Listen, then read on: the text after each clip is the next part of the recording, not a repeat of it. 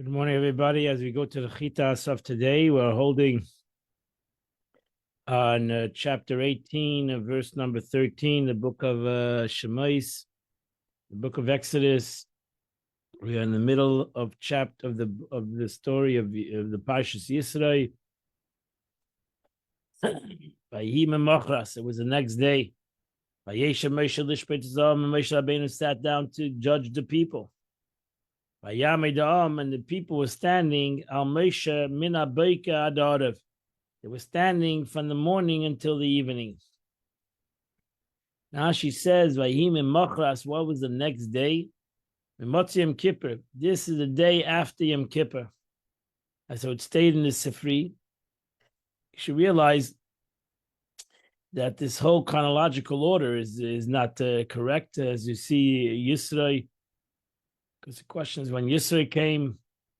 So Vayim Machras, this is after Matan Torah. So we start with after Matan Torah, because Matan Torah, Yom Kippur, happened after Matan Torah. So the whole this chronological order is not correct. So it refers to the day after Moshe Rabbeinu ascended to the Mount Sinai. This is after Golden Calf. Now, we must admit that it's impossible to say that it's some other day prior to the day after Yom Kippur, or for before the giving of the Torah. It would be impossible to say I make no God's rule and teaching if it was before Matan Torah. And from when the Torah was given on the 6th of Sivan until the Yom Kippur, Moshe Rabbeinu never sat down to judge the people. For on the 17th day of Tammuz, his first descent from the mountain, after 40 days, after being on 40 days following the 6th of Sivan, and he broke the tablets. On the next day, he descended to the mountain early in the morning. And he stayed there for another 80 days. And he descended on Yom Kippur. This section then is written here not in chronological order. But this section, Vayim Machras, was not said until the second year. It's a long time from now, from where we were holding in the Torah. But this section, Vayim Machras, was not said until the second year. Even according to the one who says that the Yisro came after the giving of the Torah, his being sent off in his own land was not until the second year. For here it says Moshe Rabbeinu sent off his father. And if we find an account of his Jewish journey under the banner that Moshe Rabbeinu said to Yisro, we are traveling to the place. So this all not in chronological order. Because here we say right now he's leaving, and we know he did not leave. He was, whether he came before Matan Torah or came right after Matan Torah, that's an argument, but we know that he stayed with the Jews till the second year. So that he was in the desert for over a year and a half. He was in the desert with the Jewish people. So this is not chronological order. We traveled the place we did not leave, and if you return to just as I mentioned, was before the giving of the Torah. Then when Moshe let him go and he departed, where did we find that he came back? And if you say that the account there does not speak of the Yisro, but of Chayvev, and he's it was Yisro's son, I answer that Chayvev and Yisro are one and the same person, for it's written for the descendants of Chayvev, the father-in-law of Moshe. So therefore we know that Yisro, whether he came first, before Matan Torah, it's not clear exactly whether he came before Matan Torah, after Matan Torah, irrelevant. He stayed for over a year, and so therefore, this Mimachras cannot be before Matan Torah. This Mimachras had to be after Matan Torah, Yom Kippur, the day after Moshe Rabbeinu came down the mountain. That means it was, if you want to put it in the date, 11th of Tishrei. This Vayim Machras is the 11th day of Tishrei. Vayeshev Moshe Vayamid. He was sitting like a king, and all the people were standing. Yisro found this conduct displeasing, for it indicated the lack of respect for the Jews. So he reproved him. He said, "This is not the right way to do things." And Yisro, I'm sorry. for it indicated a lack of respect for the Jews, and so he reproved them, saying, "Why are you alone sitting while everyone is standing?" From the morning until the nightfall. It's possible to say that that he was deciding the disputes of the entire day. Rather, it's to be understood in the sense of regarding any judge who judges the case honestly and correctly, even for 1 hour. The Torah considers as if he engaged in Torah study all day, and as if he became a partner with the Holy One, blessed be He, in the act of creation, of which it says there was nightfall and then morning, and that's what it means. Moshe's father-in-law saw all that he was doing. Why are you doing this? Why are you sitting alone? Why is the entire nation standing upon you? Because the people are coming to me to seek instruction from God. Because people, Uncle is translated to inquire regarding the teachings from the mouth of God. Verse 16, whenever one has a legal matter, he brings it to me. And I'm the judge between man and his fellow man. And I tell them the laws of God, and his titles. Now she says, any matter that comes to me, he has a matter, legal issues. Verse 17, a lot of midrashim on this whole thing, because what kind of legal issues do they have? They're traveling in the desert. So what legal issues are they having in the desert? He said, you're not doing a good thing. Ash says over here, Torah refers to him in an honorable way. The father-in-law of it keeps on calling him Chaysin Moshe. Novel Tibel Gamata. You'll surely wear yourself out. Gamamazeh, you'll wear out these people. Asherimach ki kaved mimcha, because it's too hard for you. This is too big of a job. It's impossible for you to do it on your own. She says, novel tibel. First of all, Onkelos translates mil'ah sil'eh, which means denotes withering. Novel, your leaves will wither. That's what Onkelos translates. Gamata, what means gam also you? Means even Aaron, Bechur, V'shimon Zekadim, all you guys, you have. Even if you have Aaron and Chur and the 70 elders, it's still too big. It's too big for such a group. It weighs great above your strength. It's beyond your capability to deal with millions of people. Listen to what I have to give you. My advice. And may God be with you. You shall be the, so to say, the chief. You'll be the God, so to say. You'll be the one who talks to HaKadosh Baruch Hu. You'll be the main person. Now she says, first of all, may God be with agree to this, his advice. He said, go and consult, ask the Eibishter if he agrees to this. You be the people opposite God, means be a messenger, an intermediary between them and God. As a dvarim, bring the arguments, certain arguments you'll bring you'll bring with them. You shall caution. As a chukim v'esatera, and you'll caution them of the rules and the teachings. By daitlem as a derech, you'll teach them the way asher yelchu which they go. As a ma'isa asher yasin, and the deeds that they shall do. Verse 21, but to be able to do that, you should be, so to say, the leader. You need to delegate. You shall establish between the men God-fearing men, Yirei Elokim, you gather God-fearing people, Anshi Emes, gather people of truth, Soine Betza, people who hate money, Samt Aleim Sare Alofim, and appoint these individuals over people, leaders of thousands, Sare Chamishim, leaders of 50, Sare Asares, leaders of 10. Now she says, Va'ata Techze. What means Techze? You'll first of all pick people through prophetic vision.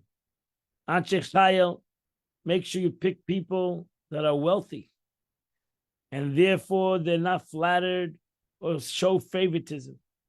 Anshe Emes, men of truth, these are trustworthy men who have sufficient integrity that their promise can be relied upon. As a result of their words, will be respected. Soine Betza, what means Soine Betza? Who hate money? Mean they hate their own money. When involved in a lawsuit, they say, forget it. I don't want to go to fight with anybody. Keep the money.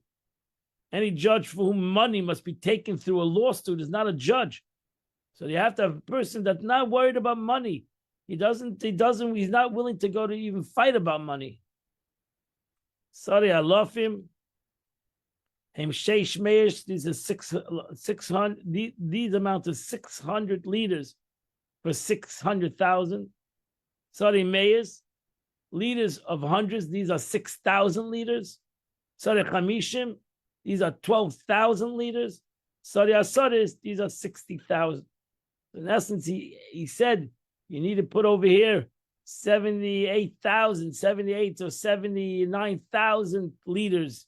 You got to make 79,000 leaders. You have to delegate to 79,000 people. And they'll judge the people at all times. And if this taka unbelievable problem that they cannot come up with a solution, they'll bring it to you.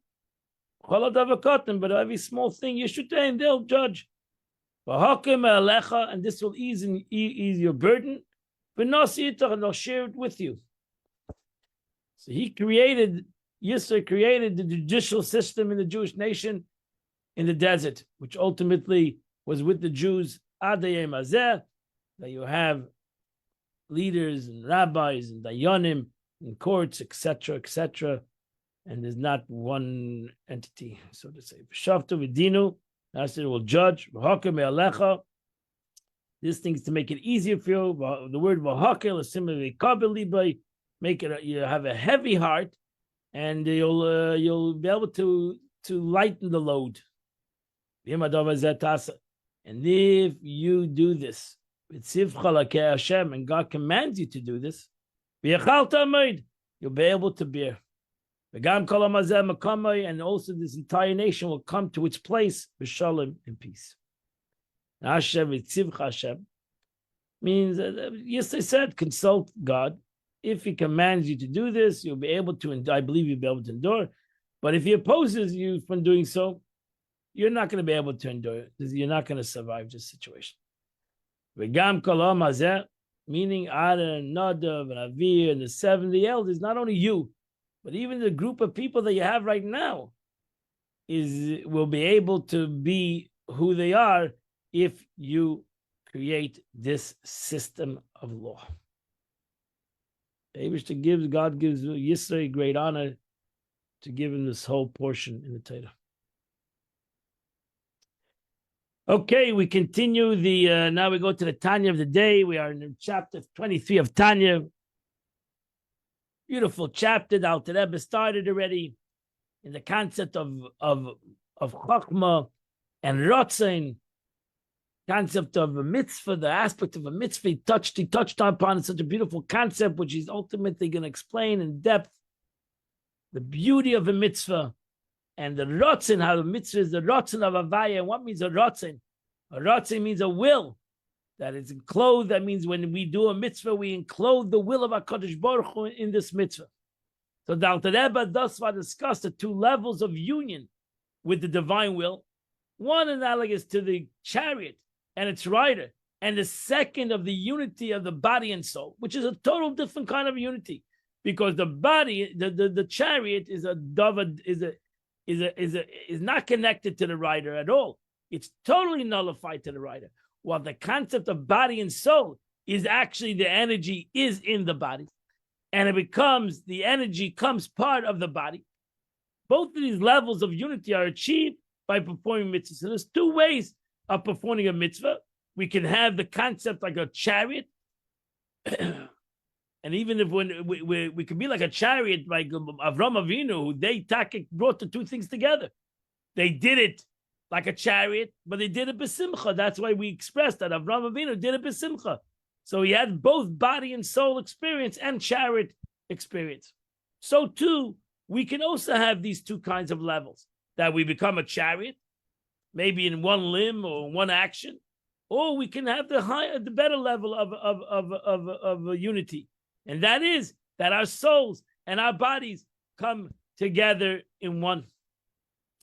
So now the Alter Rebbe goes on to the third and higher level of unity. Now we come on to the highest level of unity where a person can reach, and that is not achieved through mitzvahs. That is going to be achieved through learning Torah, because now it's not the unity of the limbs of the body.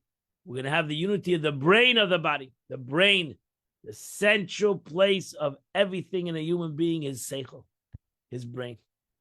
But thought and meditation on the words of Torah, that's in your brain. And so too speech, which is in your head too. So you have very important things in your head. You have your brain, you have your mouth, you have your eyes, you have your hearing, you have your smelling. You have very important concepts in this Rosh. Very important aspects in your life. Eating, you have very important, even though the lev is in the heart, is in the torso of the body. The Rosh carries a lot of important concepts in a human being. The most important aspect is his brain. The next important aspect, he's a medaber. Humanity were called medabrim, that they can speak. And that is your mouth. And it's also in your Rosh, it's in your head. They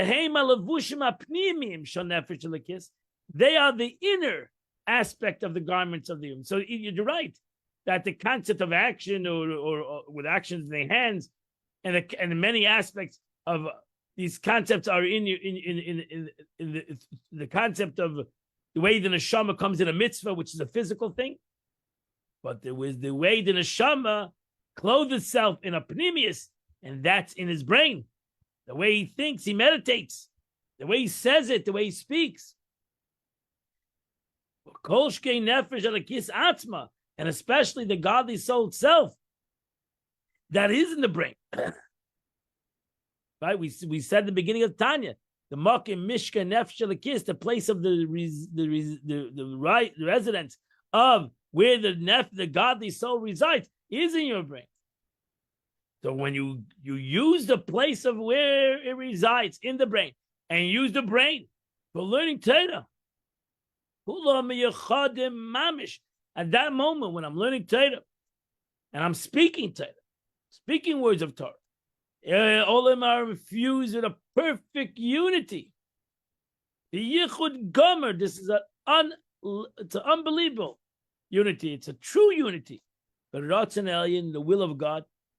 But let me recover about it. It's not only a chariot, because your brain is not a chariot. Your brain is not a chariot. Your brain understands. It's not just an inanimate object. It's something that comprehends, as are the mouth and the brain, which are thought, which is the thought and speech of Torah that takes place. So the term perfect unity indicates that the two become one and in the same. Unlike, for example, the unity of body and soul, which retains a separate identity, even when they are joined together and form one unit, that ultimately body and soul. An example of a perfect unity can be found in the unity of the soul with its faculties, which are part of it. and thus completely united with it. So you have Chochmah, Bina, Das, Chesed, Gvura, Tiferes of the soul, is the soul. You can't separate the that's the DNA of the soul. You take away the Chesed of the soul, he's missing, he's handicapped. So the soul has 10 attributes because that's what the soul is. In the same way, divine soul and its faculties of speech and thought are united with the divine will when he thinks and speaks about of Torah. So the Alter Rebbe says that the ultimate unity, that's why it says Talmud Torah Keneged Kulam. Now you understand why it says the learning of Torah is above and beyond. Because the learning of Torah becomes truly united with the person who learns Torah.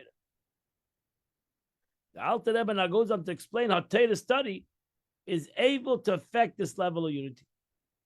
Because when you learn Torah, you should realize that the divine will, that is the law. You're not learning a law that some man made up. When you learn a law of the Torah, you're learning the Chachma of the Eibishter. It's godly inspired. It's godly said.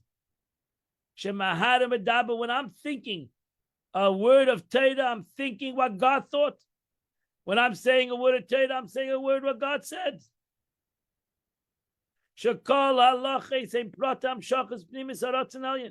Because in so much as the laws of Allah are a particular expression of the innermost divine will itself.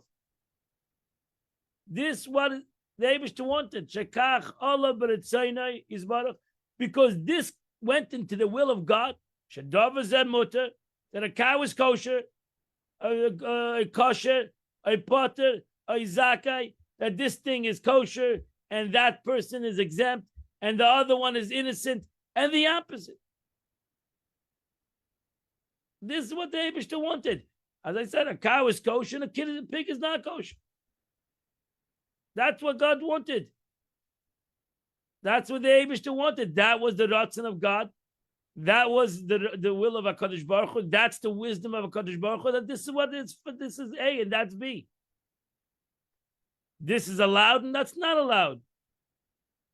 Since every halacha expresses divine will, that's how we break halacha when we say it's not good divine will, and we say it's some rabbi who made up these laws. That's how the easiest way to break halacha, and to break halacha in the minds of many. And that's where a Jew has to have total and complete understanding that the Torah is Torah Hashem, that the Torah is Torah of the Eibishter. And everything that he said is godly will. Nobody came up with it. Nobody would come up with it.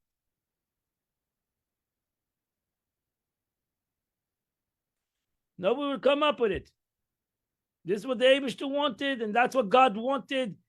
And that's it. You want to go against God and say, I don't want to do it, that's fine. But don't try to break halacha. Don't try to take halacha and say it's not godly, not godly. You're entitled to go and say, I don't want to do it. But you don't have the right to say that it's not min hashamayim. That's not a godly statement. That it's not a godly will. And so too, you can say, oh wow, how did the Eibishter say these words? God wrote the Torah. God is the one who said these words.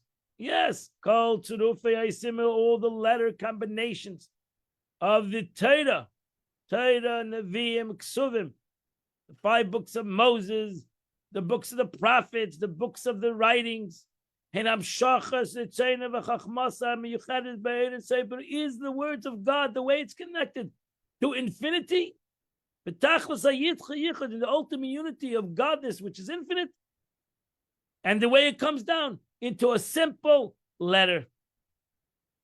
Why? Shurei Dei, as the Rama writes, the Eibishter is God is the knower, he's the knowledge and the subject that's known.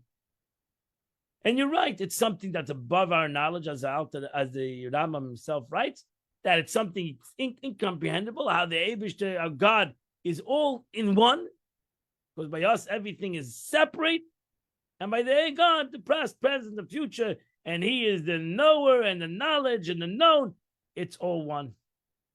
All one unity. That's what the Rambam writes. That true unity is only by God. Even the unity of body and soul is a questionable unity. Thus, when one studies Torah, whether it's the Torah, prophets, or writing, it becomes united with divine will and the wisdom, which is absolutely one with himself. The difference between the two levels of unity with God, achieved through Torah and mitzvahs, respectively, may be clarified in the following analogy. A king orders his servants to build a palace and draws up detailed blueprints for it. When they carry out his wishes, they are united with his desire, as he expressed in the palace. That's it. He had a dream. Like anybody, you have a dream to build a house. You call a car, you call an architect, put your dreams on paper. And now you'll hopefully get the right guy to fulfill your dreams. However, the palace walls themselves are not present, do not represent the king's will and wisdom. But the blueprints does. And the architects who study it are actually involved in the study of king's will and wisdom. So too in our case. The actual performance of mitzvahs, although dictated by God's will, does not actually constitute this will. It's an expression of his will. Not so the wisdom of the Torah. That is the architectural blueprints.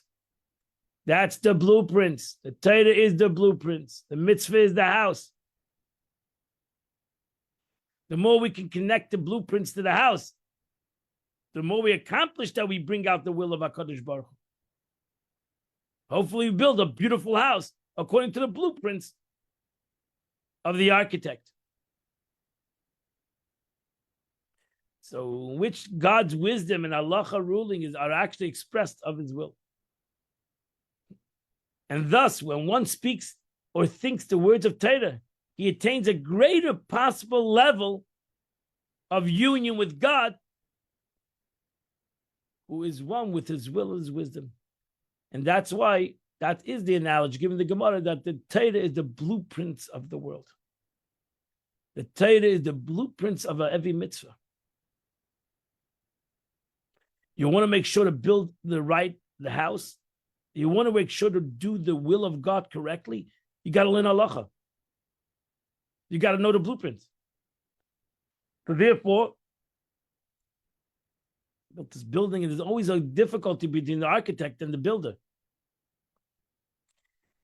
There's big fights between them, big arguments, big disagreements. But ultimately, they have to come together if you want to build the dream of the person, the owner, who wants to build this house, and who wants the house of his dreams. So therefore, they have to all come together. The architect and the builder. So too, you need to do the building, to do the mitzvah. You want to do it correctly. You need to know halacha. You need to know the law. You need to know the blueprints. And now you understand what it's written in the Zohar. That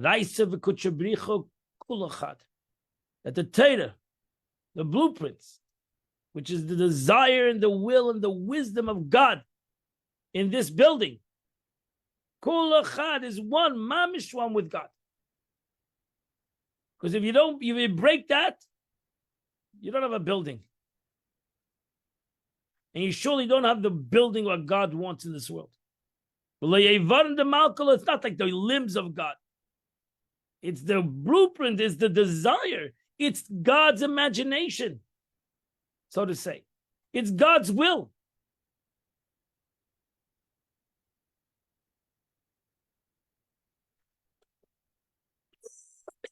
It's not just merely the organs of the king. That's the mitzvahs. L'chud kipikudin, that's the mitzvah. The mitzvah is the building. And therefore, again, the building is important because that ultimately, Sav HaKadosh Baruch Hu, that's why it says in Kabbalah, what did the Eibishter want? He had a desire to have a building. Did it, but the Eibishter wanted the building. God wanted the building. What's worth all the architectural principles? There's no building. But what is the beauty of a building if if it doesn't have within it the desire and the wisdom of the one who created this building, the one who wanted this building? Built the wrong building. So you have those two concepts, and therefore they need to come together. They need to each understand the importance of who they are and what they are in this building. You need to know the importance of the architect, and you need to know the importance of the builder. Both are equally important. And the truth is, if you know the architectural, then you'll have maybe a much different understanding in the building, in the actual building. If you know the Torah, you'll have a whole different understanding in the mitzvah, in what the mitzvah is. Because you'll understand the halacha. You'll understand the principles of what this mitzvah means. So for as explained above, the unity of mitzvahs with God is like the body and the soul, where the two separate entities are joined. With Torah is entirely one with God. That is the desire. The blueprints are the desire. The desire and the wisdom, what his imagination, what God's will and his desire and his purpose in this whole creation, in this mitzvah, maisis, in this physical mitzvah. But now, since the divine will, which is a perfect unity with God himself, who begil legamri, stands completely revealed in the divine soul, it's not hidden. Every halacha, every Torah, every mitzvah is there. It's open. We're not talking about any hidden things. Open a Shulchan Aruch, you can open a Gemara, you can open Torah. There's many concepts you can learn. It's in front of your face. Nothing hidden in Allah. The nefesh is surely in the godly soul of in the inner garments of the godly soul. Shemachshava dibura, and the thought of the godly soul and the speech of godly soul. But at least at that hour, when a Jew is actually learning Torah, trying to comprehend with his brains, focus, meditate on it with his brains, with his mouth, with his ears, with his eyes, all the faculties of every human being, he's using it all out for this. Right? For when one studies Torah, the divine will and wisdom contained in it comes into full expression. In one's soul, its faculties of thought and speech. Then it follows that at that time, not only the godly soul of these garments of thought, speech, and also true. It's true. I'm sorry. Still to the godly soul, it's still united. The thought, speech, and action of the godly soul, of thought, speech, at least, is totally united at that moment with what it's learning. It's mamish united as the speech and thought of God, in the essence of God Himself, because there's nothing separate from God. Upon Him, except in so far in His contents that in His when God hides, so to say, His face, His countenance, as explained. So only then that can the created being perceive themselves as distinct entities. So the Torah doesn't feel itself as a distinct entity. Nothing in Yiddishkeit feels as a distinct entity for itself. It's the human being that feels that. The Torah is not hidden from God. The mitzvah is not. Nothing is hidden from God. Everything is totally nullified to its source, and we all can say that. Every mitzvah is godly. Nobody would come up with this. Nobody. Why would anybody come up with tefillin? Nobody. We wouldn't come up with such a thing to put on boxes on our hands and head. Who would come up with this? So the tefillin is totally nullified to what God wanted. That's it. It's totally nullified to HaKadosh Baruch Hu. And there we can see the total, the Torah itself is unbelievable, Chachma, totally nullified to God, totally part of godliness. That's why we make a bracha every day. And they say that Torah is a portion of gift. The Torah is a gift from HaKadosh Baruch Hu. Nobody can come up with it. Totally gifted by God. And therefore it's totally united with God. That's how we respect the Torah. The Torah walks in, you stand up. We stand up, cover that Torah.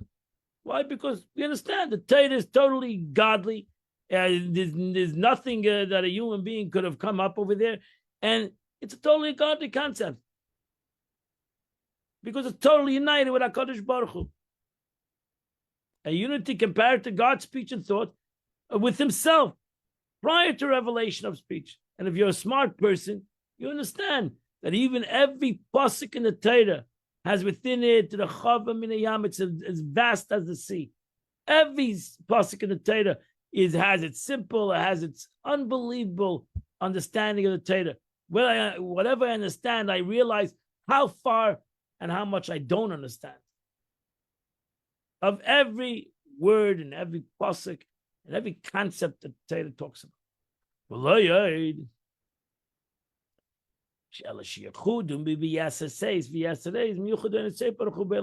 if you're Rima, if you learn Kabbalah, you understand. Moreover, their unity, whatever you think the unity is in this world, that a person sitting and learning Torah, the unity of the divine soul, its faculties with God that attain to Torah study, is even more exalted and more powerful than the unity of God's infinite light with the upper spiritual world. So even if you're going to say, like, we make a big deal about the upper worlds, Tzilas, Bri, Tzira, Asir, you learn Kabbalah, about all the spiritual worlds and the unity of the spiritual worlds, and it's taka unbelievable. But the truth is that the true unity is dafka, specifically when a Jew learns Torah in this world. Because there it's all spiritual. And who understands spirituality? Nobody. Not us, not the malachim, not a soul of Maila. Over here is where spirituality is understood, begashmis. It's where the spiritual becomes physical. It's where the spiritual becomes a pair of tefillin, becomes a holy object. There's no tefillin in Atzilas, Bri, Etzir, and Asiyah. There's no pair of tefillin there. So therefore, there's no reason to rush there, because there's no tefillin found there. There's no tzedakah found there. There's no tefillin found there. There's no adlakas natives, the lighting candles found there.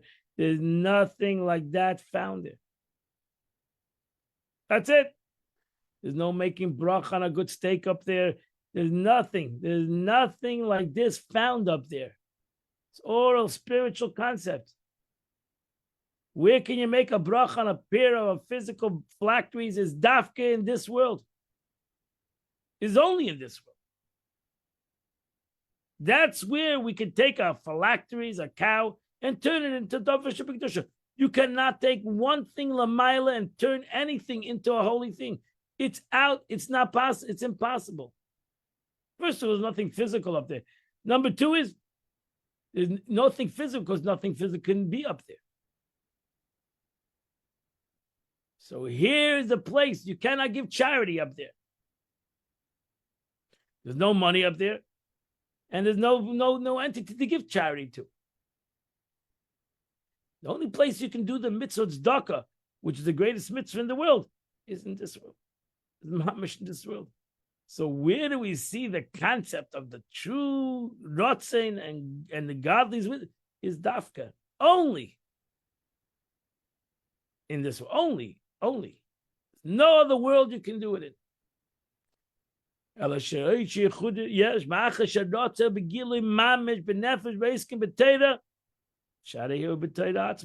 the divine will is actually manifest in the soul and its garments, and that are engaged in Torah studies, since it's identical with the Torah being studied. And the truth is And the truth is, all the upper worlds receive their energy.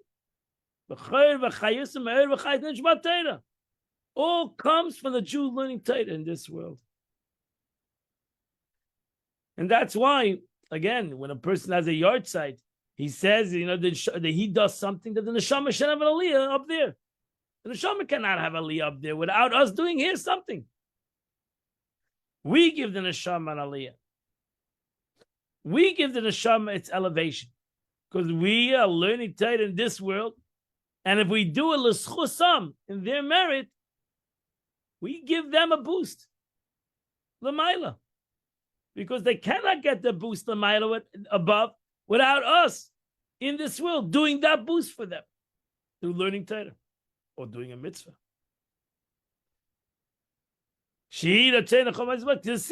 As it's written, I create everything with wisdom. So God's wisdom is thus a source of vitality for all worlds. In Cain, so if God's wisdom is the vitality of worlds, and now he says, you use your chachma. What are you going to use your chachma for? I created chachma.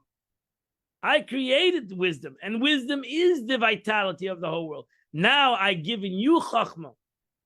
What are you going to use your chachma for? Are you going to use your chachma for other things? Or are you going to use your chachma for the blueprint of the world? For the creation of the world. Not only this world, through your wisdom, you're going to affect this world, you're going to affect the upper worlds. And therefore, wisdom, which is the wisdom of the Torah, learning anything else is not the blueprint of the world. Learning the Torah is the blueprint. What means the blueprint? I would say the blueprint is the purpose of the world. So learning Torah is the vitality of the world. It's the blueprint of the world. It's the whole purpose of the world. Not only this world, but the upper world. It must be above all worlds, since it's the source. And this in Kabbalah, if you want to learn Kabbalah, the Torah is God's will is described as encompassing all worlds. Which is level that cannot be even clothed in the world. It illuminates, it animates and illuminates the world as it's in the distance. It's transcending and encompassing every matter. And then the Eibishter gave an unbelievable thing, such an encompassing light, such a great light, the light of Torah, the blueprint of the world, the wisdom of God, the desire of God for everything in creation. And the Eibishter said, you know what? I'm going to give it to a human being that regularly is an encompassing light to the world, even to the malachim and the higher spiritual worlds. I'm going to give it to the human being to become part of him, to become his chacham. When they learn Torah, that at that moment, the Eibishter gave you the capability, gave us the capability that we can simply become part of that wisdom. There's nothing else in the world can become part of that wisdom but a Jew sitting in Torah in this world. There's nothing else, nothing in creation. Now you say to yourself, the Gemara asked the question, wow, this is unbelievable. How come when I learn Torah, I don't jump out of myself? How come when I learn Torah, I don't start to dance? I should really start dancing every time I learn Torah. I should get up and make a somersault. So because it's unbelievable. The Gemara answers, yeah. Sadness is you don't see it. Sadness is you don't see it. That when one studies Torah, he's unable to consciously experience, he doesn't experience this unity of his soul with God, which is attained thereby, yet his soul feels it. That's the most important thing. Not everything you have to see. And the truth is, the Alter Rebbe puts in parentheses that there's a great thing that God did that you don't see it. Because if you would see it, you would nullify. You would have kalois and nefesh. If you would see it, you would expire. You would start having heart palpitations. Samalachon nafshi. You would feel yourself expiring. And that's a dangerous situation. And thank God, God doesn't allow us to see this. In fact, it's precisely why he can endure such a unity with God, precisely because he cannot feel it.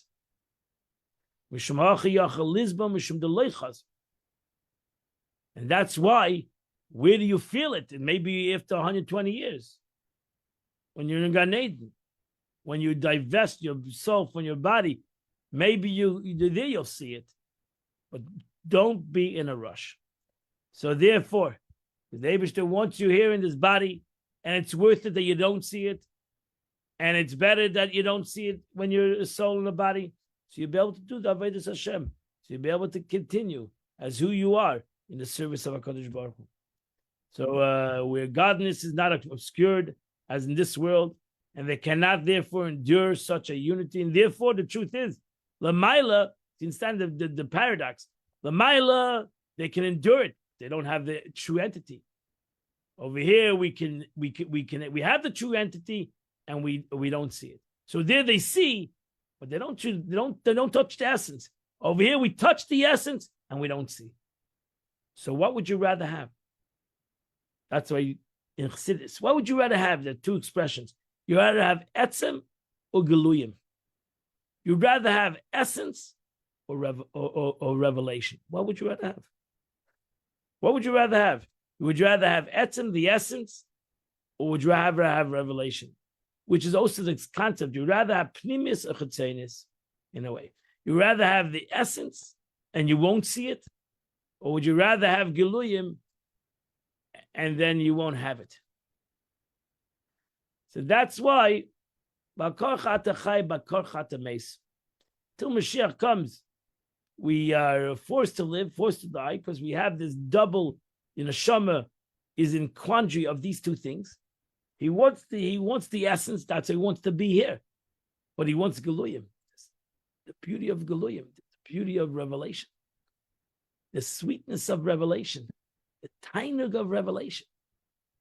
There's unbelievable tainug. That's why it says, the Mishnah says in a different way, it's better 1 hour of doing a mitzvah in this world than all the world to come, because there's no mitzvah in the world to come. In Gan Eden, meaning Gan Eden, not in the world to come. In Gan Eden, so there's no mitzvah in Gan Eden. And therefore, one mitzvah in this world is better for 1,000 years in Gan Eden. Why? Because the mitzvah, that one mitzvah, you're grabbing the essence of God. But then it says, Yafa Keres Ruach, is the light in the world to come is much greater. 1 minute of the light in the world to come is not worth 1,000 years in this world. So the light of God in the world to come is so powerful that it's unbelievable. And but it's Geluyim, it's revelations. And what are you looking for? And the truth is, we're looking for both. We're looking for both. And we need to have Geluyim these days, and maybe she should Megal himself that we can handle. And we're looking for the ultimate Gilui and Etzem, when Mashiach comes, that we'll have both. We'll have the essence, and we'll have Geluyim, and we'll still be human beings. We'll be able to handle both of these things in a physical body. Your eyes itself will see it. Why? Because simply it will be able to have it. And that's what happens when Mashiach comes. That's the concept of the Messianic times. And that completes the Tanya of the day, my friends. What a beautiful Tanya. Today is the 12th day, I believe, which is chapter 66 to chapter 68 in your Tillim. The Rebbe writes today, the Yom Yom, maybe it's connected. Intellect and excitement are two separate worlds. Intellect is a world cold, settled. Excitement is a world seething and impetus. Man's avodah is to combine them, unite them. The impetitiveness, the excitement, the passion then becomes transformed into longing.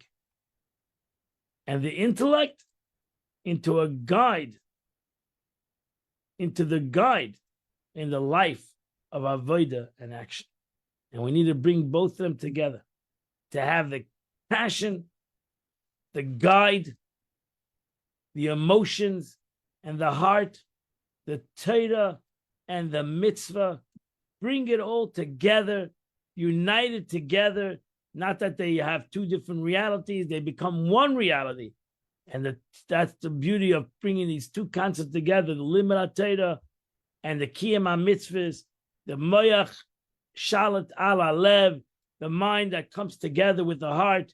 They work together in unison, and together they build a beautiful reality. I wish you all a wonderful and beautiful day. May Hashem see you all tomorrow. Continue. Rabbi, when are we starting?